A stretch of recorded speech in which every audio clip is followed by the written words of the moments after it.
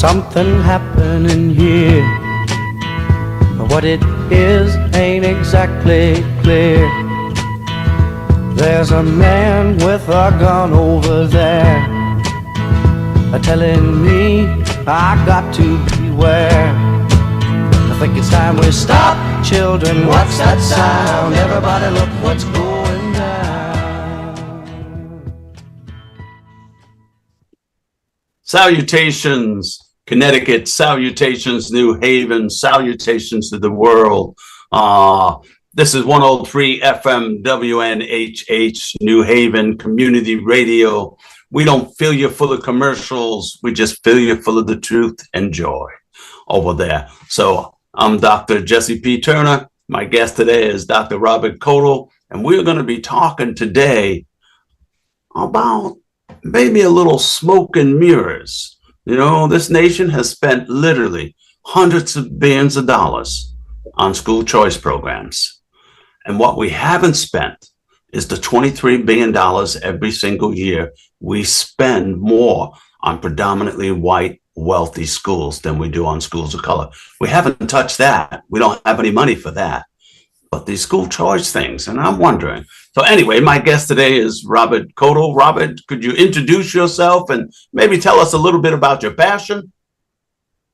Yeah, first of all, thanks for having me on the show today, Dr. Turner. And I want to give you a shout out as Professor Emeritus. I want to give you a big shout out for that. It's a wonderful recognition on your part and your record. So I just wanted to say, congratulations on that. And as you mentioned, I'm Robert Cotto. I'm an educator, scholar. I'm also a parent. I study education, social policy over time. And I've worked with a lot of people, a lot of groups in Connecticut, everyday people, to improve schools and communities. I worked on the school board, or I was on the school board for 8 years. I was a teacher, and now I'm still a scholar in the things that I just mentioned. So I wanted to talk to you a little bit today about your idea. Your question is, is school choice sort of masking or covering up the sort of deep inequality in our state, in our country? Yes, and this is the piece that I've been looking at. When I came to Connecticut, it was shortly after the Chef O'Neill decision was gone, and in Connecticut, we have to look at school choice and reducing of racial isolation. We look at we go to that decision, and that decision, we have to know that Chef and the NAACP, there were very good intentions in that case, and there have been some benefits from it. But I always questioned when I came here the idea of reducing racial isolation. That in my reading of it, and I'm not a legal scholar, but my reading of that decision was we would reduce the racial isolation, the inequality, for 25% at best. That's the goal. That was the golden goal, as we would say in soccer, if you could reach it. But what about the other 75%?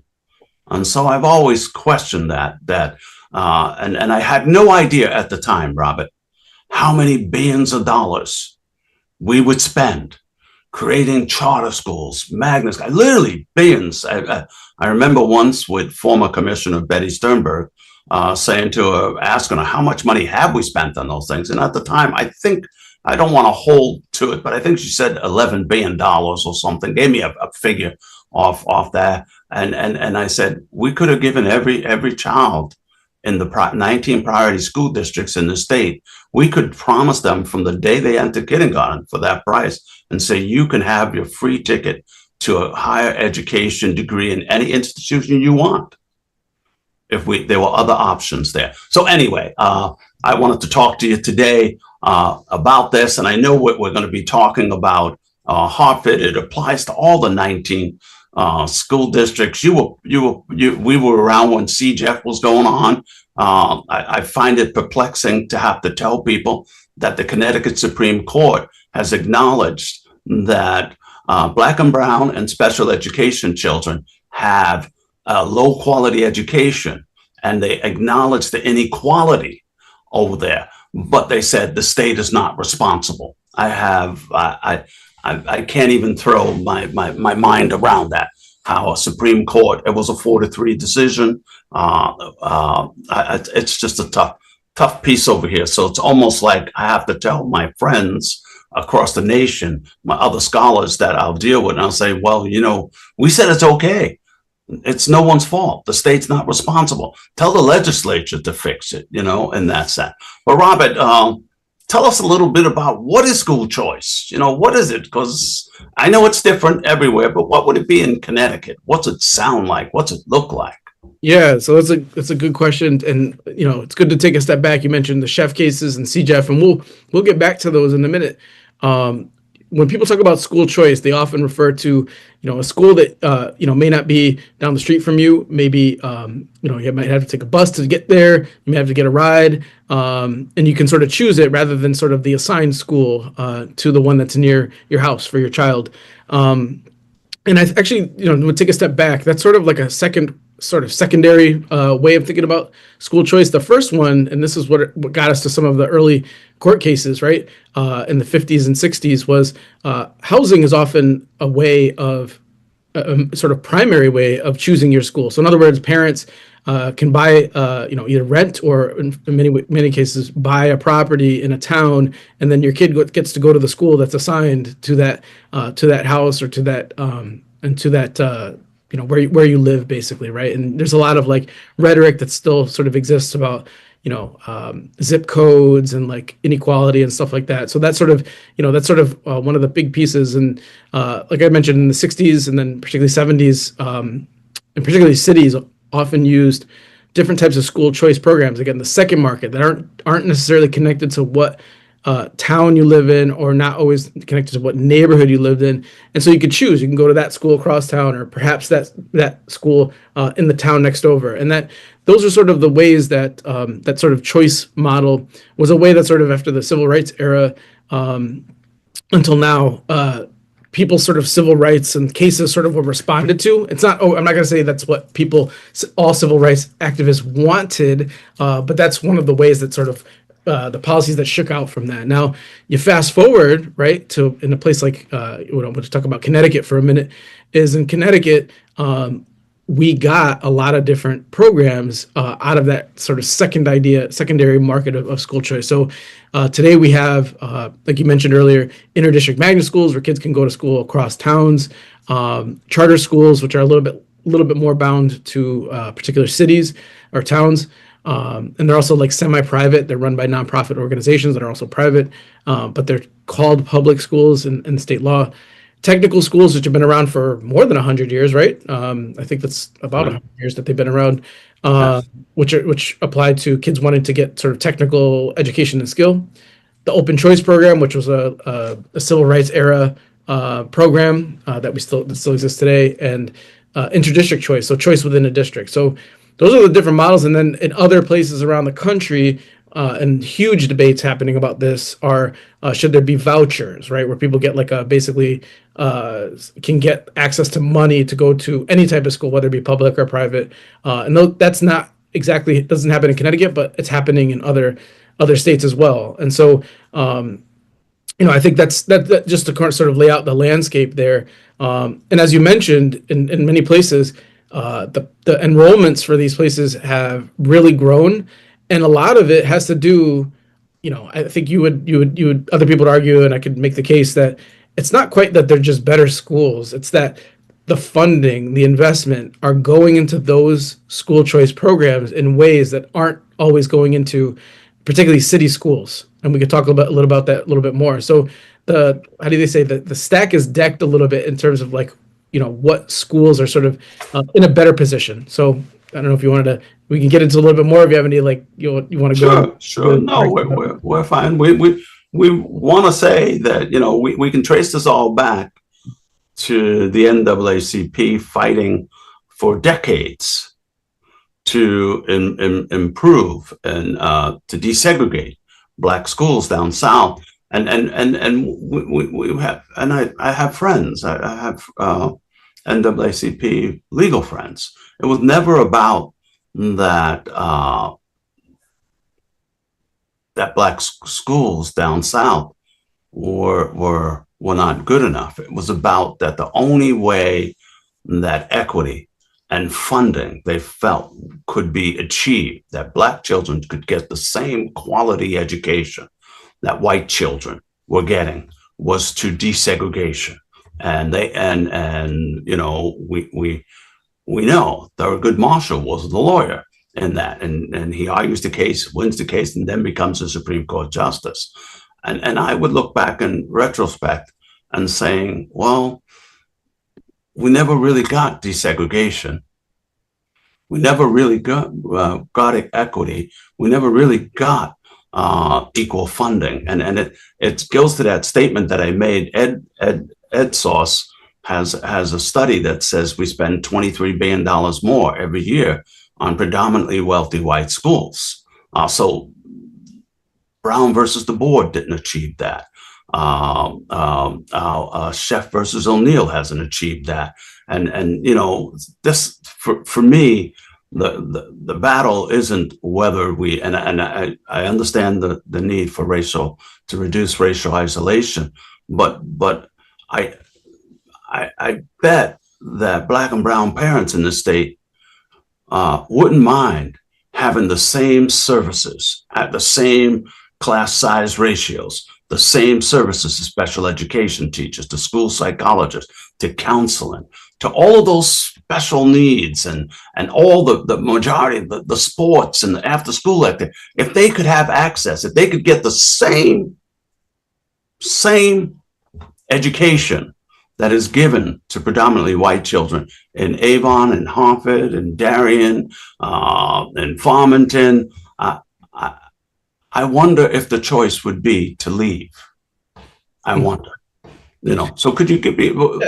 Yeah, I think that way. Yeah, no, I appreciate your point, and I agree with it, but I want to take a step back for a minute, right, and think quickly about sort of maybe philosophies a little bit like this, because one of the things with like the school choice universe that we have, not only in the country, in different cities, in places like Connecticut and the cities, is there were different philosophies about this, right? And so in Connecticut, the school choice, in addition to like housing as one primary school choice, the sort of secondary idea of school choice as like you can pick your school within a city or across town lines and that sort of thing, that plenty of scholars have looked at that. But the philosophies of it, I think, are important to look back on, right?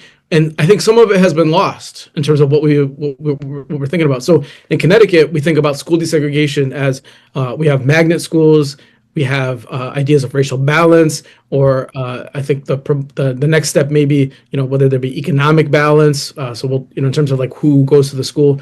But if you look back on records and, for example, the Chef case, which is the Chef versus O'Neill school desegregation case here in Connecticut, the philosophies behind it were actually more robust or more rich than in terms of what we're thinking about it now. So in other words, the original ideas behind sort of Chef wasn't just about, the choice and the magnet schools and the sort of reduced isolation. The original court case actually included adequate funding, equal funding. And that part of the case was actually knocked out by the Supreme Court at the time. So they said, nope, that's a separate thing. We're going to take that out. If you look at people who are talking about what quality integrated education, I'm not saying I agree with it entirely, but saying quality integrated education, people like Doxy Wilkerson, who was out in New York City, he included resource, like sort of equivalent resources as well. That was what integrated education. And the Chef folks, when they won the case and the court eventually kicked out the funding part and equal funding, the Chef folks had a document that said, here's what we believe is our vision for education. Number one was equal resources, equal funding. That was number one. And in the document, it says, once that is achieved, then we can talk about reduced racial isolation, school choice, magnet, sort of the sort of, desegregation, numerical intermingling of students, and so on and so forth. And so I think that's what's interesting about the way that, in particular, the state of Connecticut, and also the plaintiffs, and this isn't just the Chef issue, it's also, other places have sort of grappled with this issue, is, we've gone to a place where we're looking at numbers, right, of students and what type of school and what their interactions with other students. But we've cut out in the desegregation case that desegregation also means equal resources wherever the kids are. and then also, the sort of controlled choice or the movement of children. And so I don't want to go too far in it, but I think, that's part of the missing piece is like, those two things have been separated as distinct, by the courts, by states. And, I think we need to get back to it because, to sort of, think about it a little bit differently. People are getting frustrated, right? People, students, parents, communities are more and more frustrated that, the sort of sole emphasis of the state of Connecticut appears to be more about, and that's, again, I'm just using it as an example, is more about how we're moving children around, right? Rather than like, okay, does every school have a librarian? Does every school have a reasonable class size for kids, right? Is it over 20 or under 20, particularly for elementary students where it matters perhaps the most?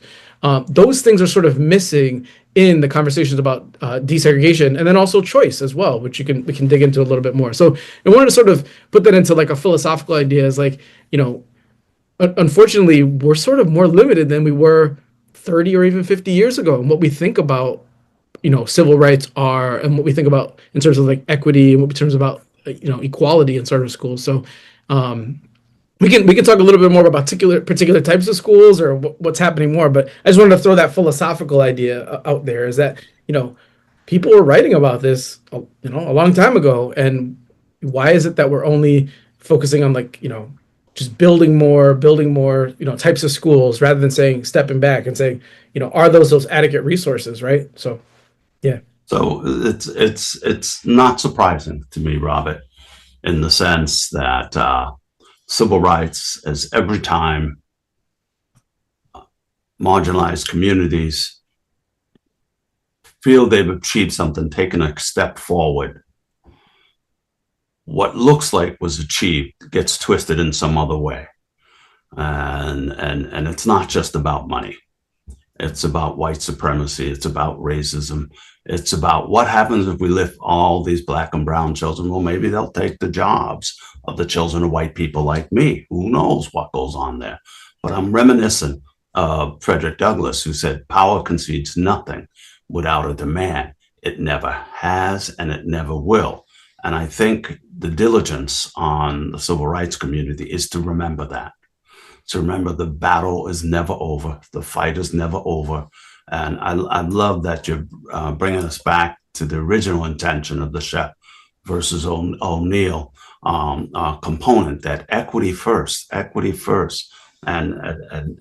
this is the real battle. It's like I'm one of those literacy experts. And I'm tired of literacy movements that have one size fits all, kind of programs that every 10 years the data shows has failed. Billions of dollars over 100 of years we've done this, and I get tired of that, because what I do wonder, I say, let's do the research. Let's do the research when you have given every school the funding, the services, and the resources they need to be successful. Then I want to test your literacy programs. Then I want to see which one's the best. Maybe I want to test this concept of choice when there's real equity, which is what you said that Sheff O'Neill in their statement had. And of course, that's the goal that Mrs. Sheff and the NAACP, that's what they had in mind. That was the target. And there's something about Connecticut, and I'd like to say our state, we're not free. I've been around this country. I've been to Selma, Alabama at educational summits. And when I talk about Connecticut, they're in shock. They're like, we couldn't get away with that decision, that 2018 decision in Alabama. We have policies, we can obscure it, but we could never say that and have a case like that. So it's interesting that Connecticut offers solutions, and I'm going to turn it a little. And I want to know, because you mentioned the term before, I think you mentioned it, or in the notes, the questions, something about this market-based. And I get the market-based with housing, but do people profit off choice? Are there CEOs getting rich? Are there charter schools going up? Or things for me, for like some of this stuff, I say that some of these choices almost look like job banks. well, my political cronies in that sense. Not that, and everything does some good in there. But could you tell me about what is market-based choice Hmm. and who decides? Right. No, it's definitely it's definitely, it's both concept and maybe euphemism in some ways, where the idea is like sort of overlooks a lot of what's happening, right? So the idea is that, and I'm blanking on these fellows' names. They're like the 1980s. They sort of wrote a bunch of pieces about this idea of like, market-based stuff, the sort of Reagan years and so on and so forth. But the idea is that, if you give parents a choice of a different types of schools, then, not only would they be satisfied about the types of schools that their kids go to, but it perhaps exerts some pressure on teachers and educators to do better, right? To sort of improve. And so, we look at that stuff, and obviously there's like that's sort of like the theory, or so like it's a concept behind it, but does it really sort of work that way? Who benefits? And so if we look at places like Connecticut, and other places have done these sort of research things. 10 years ago I wrote a piece called Choice Watch, where we looked at, when you have these markets, right? These different, so it's not just the public school that you send your kid because you bought your house or you rent and it's down the street or around the corner from your house. It's like another, you choose it, outside of your zone, perhaps inside your zone, but it could be a charter school, a magnet technical school. But you have these different choices. And so how does this shake out? And we looked at it demographically 10 years ago and found that, these sort of choice programs tend to get students that are sort of, I would say, in cities in particular, more sort of advantaged. Now, that's a really like sort of wishy-washy topic, a way to think about it. But in other words, their students, even though they might all be Black, they might be all Latino, also Asian Americans, there's an increasing number in many cities. They may be sort of the same racial identification, but they're sort of better off in terms of income. Or they may not be a student with disabilities. They may not have special education services. They may not be defined as a student that is, emerging bilingual, or, ELL, English language learner.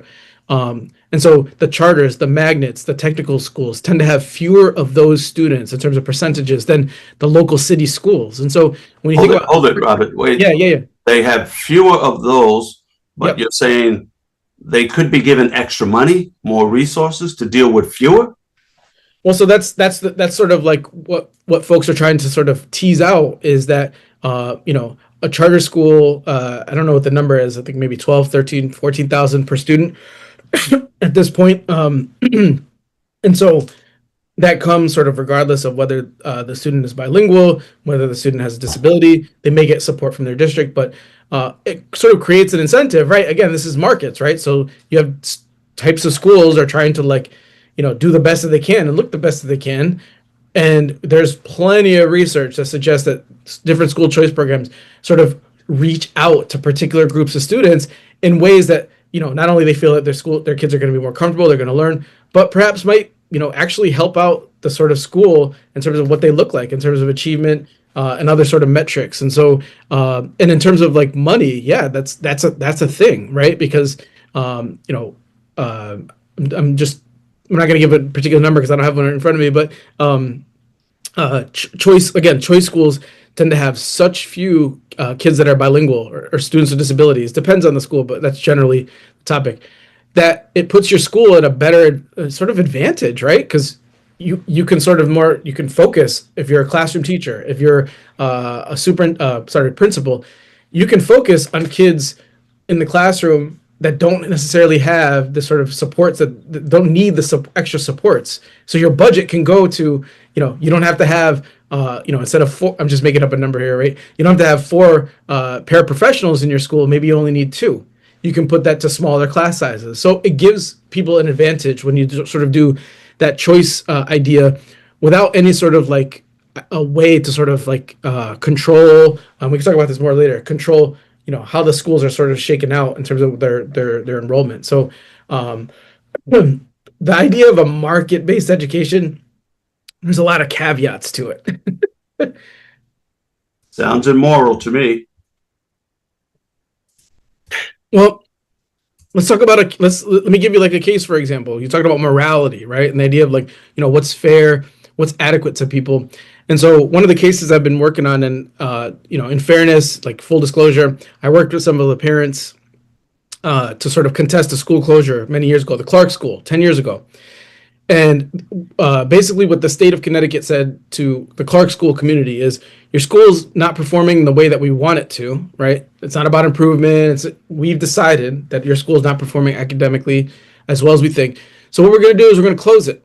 We're going to send everyone, all the educators, we're going to send them to some other schools, and we're going to reopen it as a semi-private charter school, achievement first, right? And so the parents said, wait a minute, we don't want that. And they actually made a list. And here's the list. They said Clark School needs. Here's what our school needs. They said one additional police officer, 2 additional certified teachers, bathrooms remodeled, doors replaced, tiles replaced, lighting, the PTA system, like the announcement system, the roof, painting. They said grades pre-K through 6, so they want to expand a little bit. They wanted their CRT program, an ABA, which is special ed program. They wanted to keep their administrators, staff, and they said, we need technology, smart boards. We need a full-time psychologist, and we need a guidance counselor. And so they basically listed all these things, and the state said, no, you're not going to get that. So you can either have achievement first, right? Or you can choose another school if you want. That's what the Hartford district sort of said. And, 1 or 2 years down the road, the school was eventually closed as a result of finding toxins, PCBs, in the space.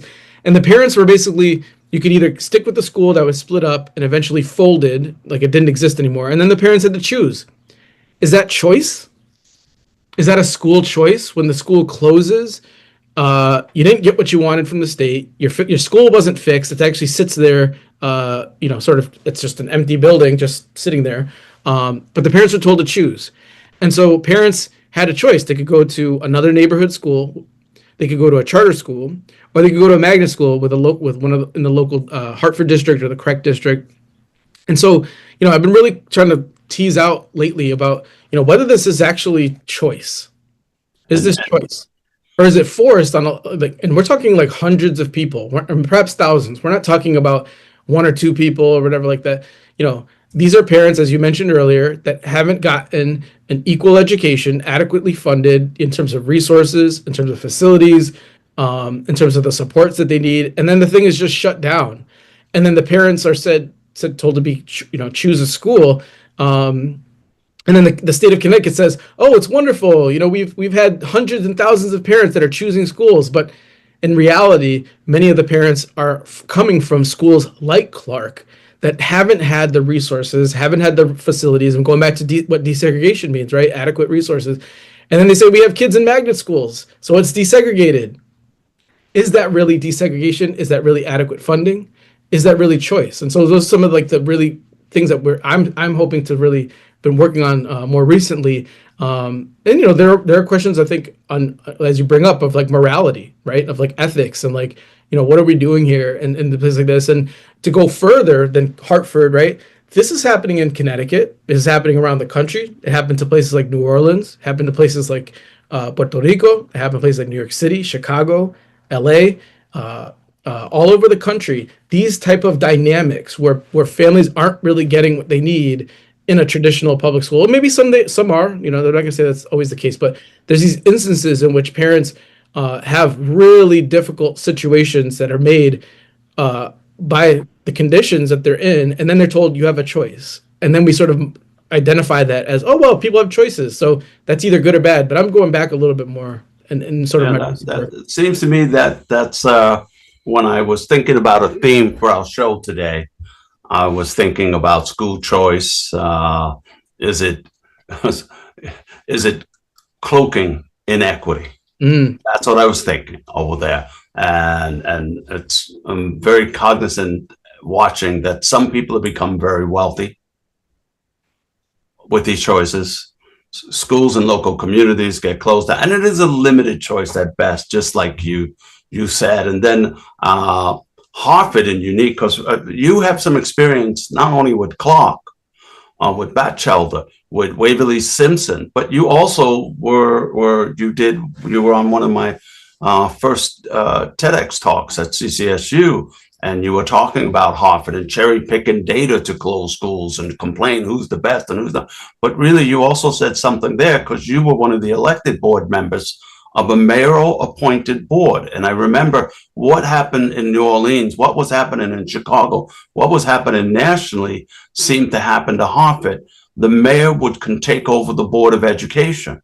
And does the community really have representation if your mayor appoints 5 of the 9 members? Then at the time, I think it was Eddie Perez was the mayor, and he said, also, I'm a member. I'm the chairman of the board. So that would be that not only do I mean, now all of a sudden it's 6-4. It's like the Supreme Court and the stuff, but address that issue. So first, like, is democracy only for white people? And when it comes to school boards, I'm just wondering because I don't know any white communities that have a mayor-controlled board. So I'm just calling the elephant in the China cabinet or whatever it is. Yeah. So first of all, you mentioned the term cloaking inequity, and I wanted to give a shout out to Julian Vasquez-Helig, who is a professor. He's been on your show. He has a blog called Cloaking Inequity. So that's on our minds. I just wanted to give a shout out to him. And you mentioned that we get into the mayoral control stuff, which I think is linked in many ways, right, to school choice, right? Because why is it in cities, right? Places like New Haven, places like Hartford, places like New York, places like Chicago, up until recently, all these cities have mayoral control. And the mayors, in many cases, have facilitated this sort of idea of like, let's do school choice. And also on the side, let's close schools. That's, perhaps, part of the story. But we have these mayoral controlled districts. And then the mayors sort of who are in charge, they don't quite own up to like, well, let's improve the schools, but they often say we're going to couple that with like school choice. And talk a little bit more about like mayoral control. Domingo Morel, who's a professor, has a book on state takeovers of schools, school districts throughout the country. And so I don't want to, that just shout out to him if you want to look at some of his work. But in places like Connecticut, I believe there's 2 school districts that have mayoral control, or at least partial mayoral control. New Haven, I think, has 4 votes that are appointed by the mayor, 4 board members, and 5, I think, are elected. I could be wrong on that. Hartford has 5 members of the Board of Ed that are picked by the mayor, appointed by the mayor, which can include themselves. But every other district, even some of the suburban majority black and brown districts, like a place like East Hartford or Manchester, New Britain, they all have elected school boards. And so it's interesting that like the mayoral control tends to be in the big districts where there's a lot of people that are Black, Latino, Asian American around the country, and then in particular Connecticut. And it's like, well, again, part of like the idea, like, is it really school choice if the mayor who was elected, right, says now everyone has to choose their school, and I require that based on my word and the 5 people that I appointed, and we're going to do that regardless of whether you like it or not because I control the Board of Ed. And this idea of like, and again, like I mentioned, Philly, New York City, people are starting to come around and be like, is this really a way that we want to run schools? Does it really improve schools? As you mentioned a little bit about that earlier. And is this democracy, or is it democracy for mostly white districts, or maybe now districts that have a little bit more money, but for the big ones like New York and Hartford, you don't get democracy. You're a majority, Latino and Black district, but you don't get democracy. You get handpicked sort of mayoral control, strong mayor situations. And a shout out to some of the folks that. On the contrary, like I mentioned, some people are starting to figure this out and say, is this really where we want to go? Shout out to Chicago. That is, I believe they've already moved, or they're moving towards going from a mayoral control board to an elected board. And it may be partial. You could look at the details, but that's moving around. And, that comes from, great people. Some of it are with us today and some of it are not, right? The new mayor has gone along with that. He said, I don't need to have full control over the school district. But people like the late Karen Lewis, who pushed back on mayoral control in Chicago, pushed back on school closures, questioned school choice, Those people, those are people that, have really pushed, and, only unfortunately now we're starting to see sort of pushback. And again, shout out to Chicago. And, hopefully, again, this is every 10-year situation in Hartford, but hopefully Hartford and other cities also start to move more toward, again, democracy. We want to have elected folks. It doesn't mean everything is fixed and everything's improved, but it means people actually have a chance, right, at like sort of having a say in what happens to their schools. Because as of now, the mayoral control in a place like Hartford, it doesn't work. I would wonder if it works anywhere. We want to think that if New Orleans is the example, if we use New Orleans, we all remember when we had Arnie Duncan. Imagine after one of the most devastating hurricanes in centuries hitting New Orleans, and him having the nerve to say Katrina was the worst thing the best thing that ever happened in New Orleans. And they created a 100% charter district promising to raise scores, and it became the biggest displacement of teachers of color in any school district in the nation. That's what it really did. And are the scores higher? No. Are the schools doing any better? No. Are parents doing any better? It's nothing has changed in Chicago except the people have no voice there. And parents constantly, they've been, Karen Royal Harper has talked about this for years. There's a number of researchers and advocates that have talked about what's happened in New Orleans, but that's just a play. So anywhere with this mayor, but let's give a shout out just in case there's anybody out there whose community is trying to sell them mayoral control. Listen to Dr. Turner and Dr. Cotto. Just say no over there. So when we get that, Robert, give us now. I want to focus a little on Hartford, because Hartford is sort of it's representative of everything in our nation with school choice. Tell us about Batchelder, because that wasn't one of the largest Hispanic schools in the community. And we also have Simulants. Okay, now I've got Simile. Wait. Simpson Waverly. Yeah, Simpson Waverly. Thank you. So we have two schools that the community. I could be wrong. They did not want to close. No. But that mayoral control board, for the good of Black and brown people in Hartford, said, you don't know what's good for yourselves. We're going to close your schools. Is that, maybe I'm being too simple, but sometimes I'm from New Jersey and we call it what it is. And it sure sounds to me like racism 101, or maybe politics as usual, and who can make the bigger dollar. Sorry. Go ahead, Robert. I gave us the rant. You give us the scholarly take on this. Yeah. So, we talked a little bit about like school choice, right? And we said, in places like, school choice, the idea is like everyone gets a choice of where they go to school. And if you don't like the school, you could pick something else, in theory. But there are barriers. But, beyond that, what I've looked at, and I had a recent paper that came out last September, I think, that looked at the other side of it, where in places like Hartford, you mentioned New Orleans just a minute ago, Chicago, a lot of the sort of like the underbelly, so to speak, or sort of like the sort of part of the foundation of these stories is that many of these districts have sort of closed schools for a variety of reasons, and parents have had to, choose a school sort of not because they wanted to, because the school closed. And so most recently, I looked at two schools in Hartford. This was back in 2018. I had just left the school board, and they were talking about consolidating schools. Because why? Because they had made too many schools and expanded the district, and in theory, expanded the district too wide. And so resources sort of spread thin. This was the thinking. And so by closing schools, you consolidate. Again, this is the argument that was made. You consolidate, and then, rather than 50 schools, you have 45, or 50, you have 40, and you could bring resources together. So Batchelder and Simpson Waverly were the two schools that had a building, and they were going to close those schools. The Board of Ed, again led by the mayor at the time in 2018, decided to close those schools. And what was interesting were sort of like a bunch of different pieces to that, where Batchelder was a school that they were going to close that had 450 students. It was about 70% Latino, about 25% African American, maybe one or two white students.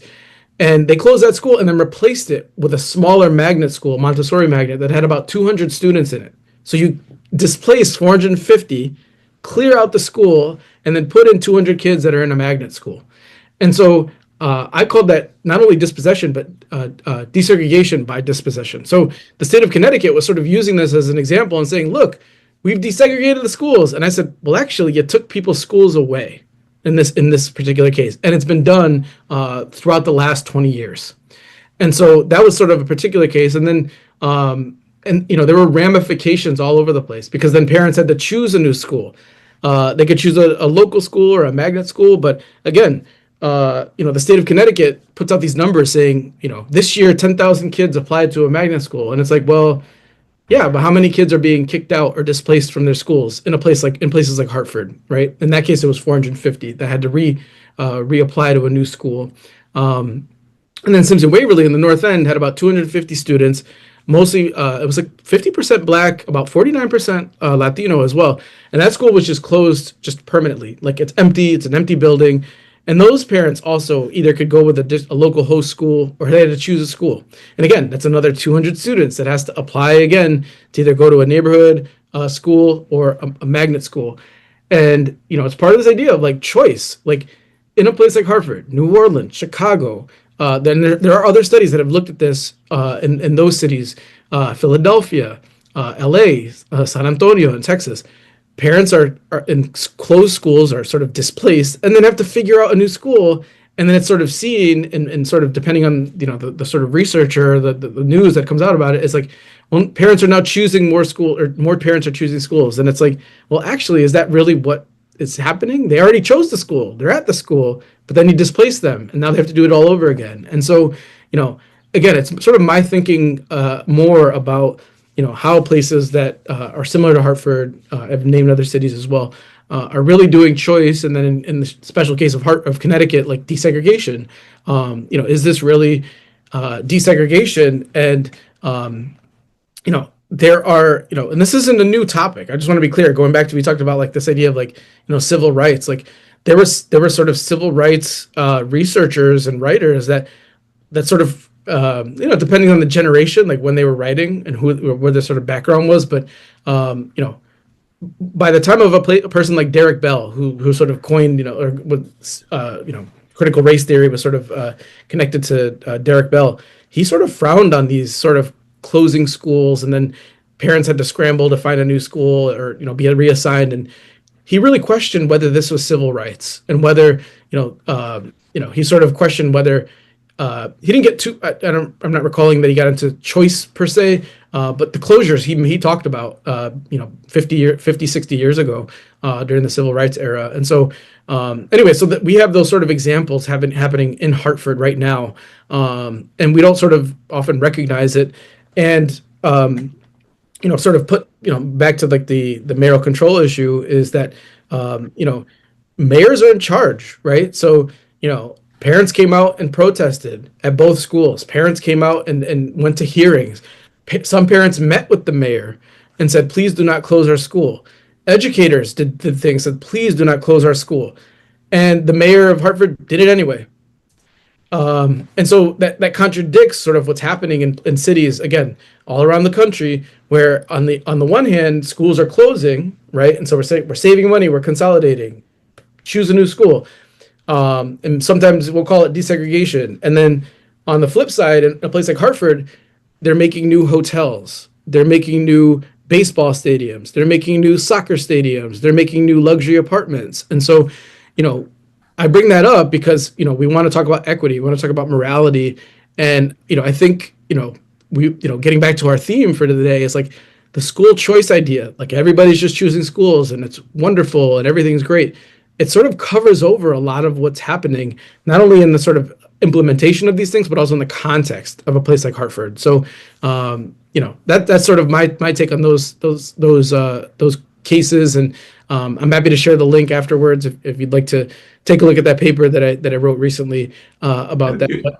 If you have it near you, can certainly put it in the chat box. I put in a couple of things you sent me in the chat box over there. But yes, I think we should do this, and I think we want to come back to this now because I there's this argument, and not only with school choice, high stakes assessment. Currently, we spend over $2 billion a year federally on that testing, matched by every state. So we literally spend billions of dollars to produce on high stakes testing that the results don't come back until you're in the next grade. So, I mean, I don't know what doctor would do that. By the way, Robert, your heart is bad, but I can't give you the results until next December. Just hold on to that for a while, that kind of stuff. But I want to think about the promise, because as parents, and there was a movie in the 70s called Blue Collar, and there's this great quote in there that, and I'm going to paraphrase it the best that I can at the moment, but they play the blacks against the reds against the whites against the yellows, the working man against it's divide and conquer over there. They're going to promise you a promise. So one of the promises that I associate with people accepting the closing of their schools, the choices, all of these things, is that the demographics, this racial isolation has been improved. The test scores have gone up. I know the NAACP has a resolution opposing charter schools as the solution to inequity, because only 13% of the children that attend charter schools are doing better, and 87% are either doing the same or worse than the kids that are in those schools. So the NAACP will not support charter schools, and there was a lot of pressure to do that. So, but we'll talk about that when Julian Vasquez really comes on later on in the summer. But tell me, are the test scores going up in Hartford? I mean, they must be brilliant because they're closing schools. There's so much more money. What's going on? Oh, and there's no more racial isolation. I'm sure those schools they now have they're kumbaya, white and black, and all that stuff now, right? Yeah. So I think it's like, you got to be, as you're a teacher, right? And you're also a parent. And when we look at school improvement, there is, the state of Connecticut has like a system that looks at like test scores for reading and science and math. They also look at absenteeism and other sort of metrics within a school, SATs and all that sort of stuff. And it's gotten better. That metric has gotten better in terms of like how they're setting it up, but it definitely needs improvement. And I think what we also have to think about is like, kids are improving, and there's growth metrics, and you can look at those. The state has sort of been more sort of looking at growth metrics and reading and math. But I think that sort of the big picture, in terms of like some dramatic improvement on the basis of like school choices, I'm sort of not convinced at this point. I did a paper. This is a while ago that looked at, and this is with the TED Talk that we did at CCSU many years ago, where I looked at, Connecticut had this big distortion, back in sort of after 2008 or so, in which kids with disabilities were being placed on separate assessments, and it made places like Hartford and New Haven look like they were improving at an amazing level, from year to year, and then once that whole setup of like moving kids off onto special education test modified assessments, that improvement it disappeared. And we haven't seen anything sort of in terms of dramatic improvement at the state level, at the city level, the district level. We haven't seen those sort of improvements. It was a distortion. And so, I'm not saying that in and of itself disqualifies any type of school, whether it be regular public schools, traditional, magnet, or charter.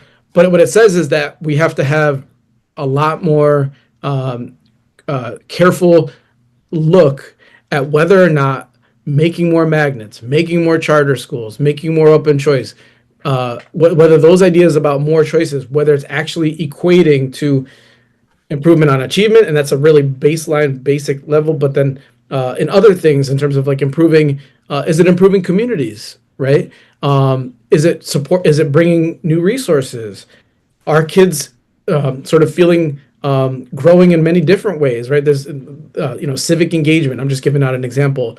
Are they learning more in libraries and being more literate in a more round, sort of more balanced sort of? When I'm not using real terms, I'm thinking about, our kids visiting the libraries, or are there so many magnet and charter schools that even don't even have librarians, right? So we're not really, we got to look at that like more holistically, but also a word of caution that like I just haven't seen this big giant jump in terms of improvement of achievement on the Smarter Balance test, the NAEP test. Like there's just nothing jumping out since that big distortion about 10 years ago. And again, I'm not trying to discount any particular type of schools or public schools, but I don't see a big jump. And I know there are some people that have looked at like research where they've done a little bit more careful research on like achievement and so on and so forth. And the thing I would say about that is if somebody is going to bring research that like this type of school or that type of school is improving and they use special data, then I would say that the state of Connecticut has to be more open to providing data where we can analyze that stuff. Because at the moment, we're actually, I would argue, 10 years back from where we were in terms of what data is available for people that are studying not only achievement, but also like what resources are available in schools. Like the data that we used to have a website called Cedar, which had all the data about how many librarians do you have, how many books do you have in the library, do you have pre-kindergarten, all those things. We don't have that data being publicly available as easily anymore. So we wonder why. So we're gonna move to this school funding formula, but I want to give a heads up to everyone. Mm-hmm. And this is the heads up. High stakes assessment are algorithms that guarantee, that require, demand massive failure. So regardless of what reform you bring, regardless of what curriculum you bring, regardless of what you claim, it is a bell curve shape that makes it standardized, that makes it high stakes. And when in the past, they were not used as high stakes. They didn't close schools, they didn't penalize students, they didn't penalize, but they have been used that way. And they have been used to close schools and label teachers failure, label children's failure. Where really the only failure is a nation that refuses to provide teachers the resources, schools, the funding, children with the services that the wealthy kids get. That's all, so that's one. So Robert, now the Cedar piece, and I know we've talked about this before. I love that because I've got a new school funding formula in my mind. I want to get rid of the high stakes that, well, I'll keep it there. But really, I think a school funding formula that rewarded urban districts for increasing their libraries, increasing their lowering the ratio, class size ratios, for hiring more school psychologists, for hiring more, all the things that it kind of seemed like the Weber Simpson or the Clark parents, you said, the things they wanted. Why isn't that in the school funding formula? And why doesn't the state of Connecticut fund those kinds of things? So they say to Harvard, hire more, open more libraries, because we were looking at this data another day, and it seems they're closing libraries and public schools in Harvard. It's not just magnets, not just charters over there. But what about if we took that Cedar data and we used it for school funding formula? Would that help parents more, Robert? Yeah, I think conceptualizing school funding formula. I know we have only a few minutes left, and I think I've written with people like Bruce Baker, my doctoral advisor Preston Green. We've talked about renewing funding formula, more so on sort of a weighted formula sort of idea, not so much on like access to resources, which I think that was the CJEF idea, the court case Connecticut Coalition for Justice and Educational Funding. Their idea was, to sort of reform the funding formula so that it produces adequate resources for everybody. And I think we need to get back to that conversation. I know the courts here in Connecticut have sort of dismissed that, but I think we need to all sort of get together and, like you're saying, not only look at the dollar amounts, but look at whether the actual resources are in front of teachers, students, and principals in schools, and then when the districts, and also look at like how does this choice idea exacerbate the current funding situation or improve it, maybe perhaps. But I think we need to have a better conversation about what's happening. And I'll leave it with that. Like, there's a new charter school that might that's going to be opening in New Haven, all boys sort of not religious, but all boys prep school. There's a new magnet school opening in East Hartford. And the state is investing all this money on new schools that, rather than, sort of improving what's there. And I think that's sort of the question that we need to sort of start thinking about, if we haven't already, more, right? Should we be making a $90 million new magnet school in East Hartford? Should we be making a brand new charter school in New Haven? Or should we be working to improve and apply or sort of supply the resources we need for the schools that exist and the kids that are there in the public schools now?